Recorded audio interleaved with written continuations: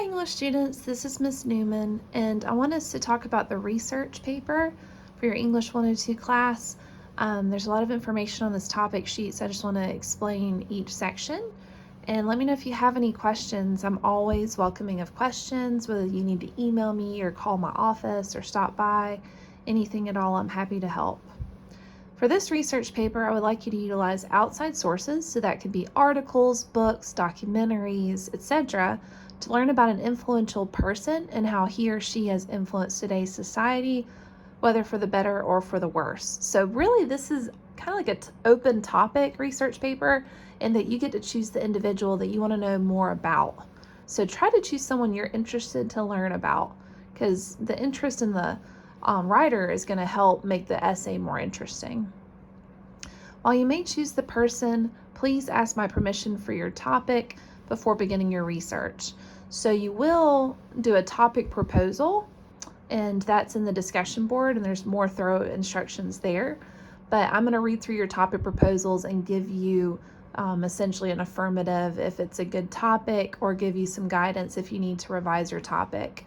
I also just give feedback on organization and grammar as well. So make sure after you finish that topic proposal to check back into discussions to benefit from my feedback. So also, you may not repeat a topic that you've written about in the past. So that could be during your English 101 class or in your high school classes. The reason I say this is otherwise students will reuse their old essays, and all of the essays are going to be submitted into anti-plagiarism software, and it could flag your essay for plagiarism if it's even your own essay. So all it says on my end is that it came from a student's paper. It doesn't say your name. And so it's really important that you write an original research paper for this assignment, not just because it's the right thing to do, that you're actually doing the work with your classmates instead of just reusing an old paper, but it's also just good to avoid any plagiarism confusion.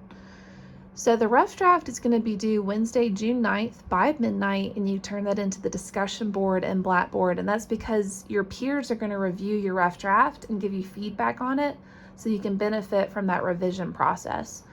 So you're going to look over essays from your classmates, and they'll look over your essay and give feedback to improve it. So if there's grammatical things to improve, formatting, any citation issues, you can tell each other, and that way it's improved and revised before I grade the final draft. The final draft is due Monday, June 14th by midnight, and you'll turn that into the week 4 content folder. All of your submissions are electronic, so the rough drafts are always submitted in discussions, and the final drafts are always submitted into the content area Blackboard, depending on whatever week we are in at that point is the folder that'll be submitted into. The research paper is worth 40% of your final grades. This is by far the largest grade that you have for the class. That's one reason why I like to go ahead and do the research paper first at the beginning of the semester, so you can use the energy you have now to go ahead and crank out the most difficult assignment, so that later on in the semester the essays will be shorter, more manageable, less stressful. So let's go ahead and knock out the worst one first as far as the most challenging. The length of the research paper should be at least 1,000 words in length. That is the minimum. If you go over that, that's fine. I don't count off for going over the minimum, but I will count off if you turn in a paper that does not meet the 1,000 word minimum, essentially. The formatting is 12-point Times New Roman font, which is double space and MLA heading style. So one of the best examples I've found is in your Siegel textbook, which is the same one that you used in English 101, and it is on page 161. This one has a really good example essay that's in MLA formatting to use as a guide. So I recommend checking out page 161 in your textbook, the Siegel textbook, because notice it's double space with Times New Roman font, 12-point, and it starts off with the student's name, my name, the class, and then the date. Also notice there's a page number in the upper right-hand corner with the student's last name up there as well.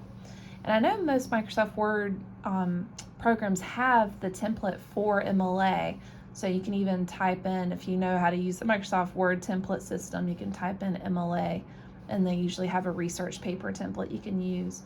But if you need any help formatting your essay, I'm happy to help. All of your essays for this class are going to be in MLA formatting, so I just wanted us to hit this real quick as far as were best to refer to in your textbook.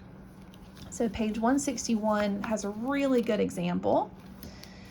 You'll also have to have a works cited page, and your works cited page will have to have at least 3 outside sources. So that's the minimum for this research paper, is you need to use at least 3 outside sources. I am flexible on the types of sources. So for instance, if you choose an individual that you found a Netflix documentary you want to use, you can cite the Netflix documentary as an outside source.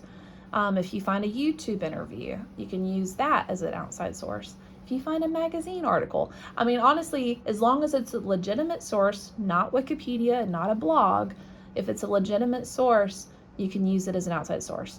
If you're not sure if it's a reputable source, you can even email me the link to the website or a description of the source, and I'll give you an answer, yay or nay, whether or not it's reputable. So if you're ever not sure, just feel free to ask. I'm happy to help.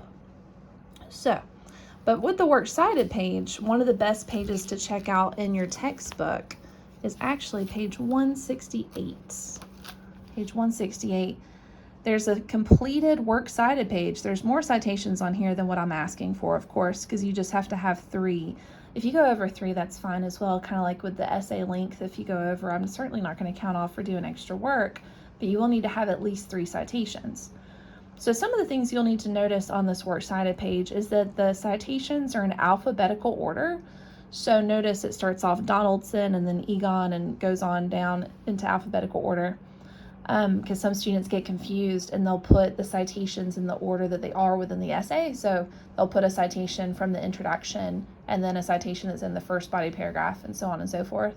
So just make sure you organize your citations in alphabetical order. Also notice this is double spaced just like the rest of the essay. And then notice it starts at the top with the title Works Cited. That's really important as well, because some students will put citations or references. References is the APA formatting. So, but I recommend checking out pages 161 and 168 for guides whenever you're doing the formatting for your essay. There's also citation examples through this book. So if you're ever not sure, I definitely recommend checking out this green section. This is one of the most helpful pages. Page 151 at the top has how to do a website citation for that works cited page. So, and there's obviously so many other examples in here as well. We've got dissertations, websites. So essentially, if there's a citation that you're looking for, there's a really good chance there's an example in this textbook. So definitely check it out.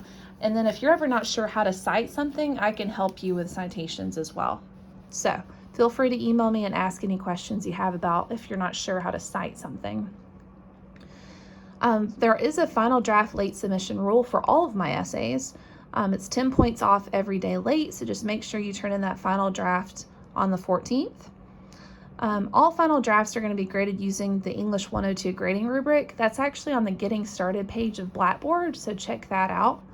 They're also going to be scanned with anti-plagiarism software to make sure that your essay is your own essay. So just make sure that you turn in your own work, don't be tempted to plagiarize, and you won't have any issues. At the bottom of all the topic sheets, I have this brainstorming outlining space, but you don't have to do brainstorming for the assignment. It's just some students prefer to write out some notes before they get started writing to kind of get their thoughts in order beforehand. So it's just a preference, but I have a space for you to do that if you so choose. So if you have any questions about this research paper, please feel free to ask me at any point in your writing process. So I'm happy to help. Don't forget to turn in that topic proposal this week in discussion board and let me know if you have any questions on that as well. Thanks and have a great day.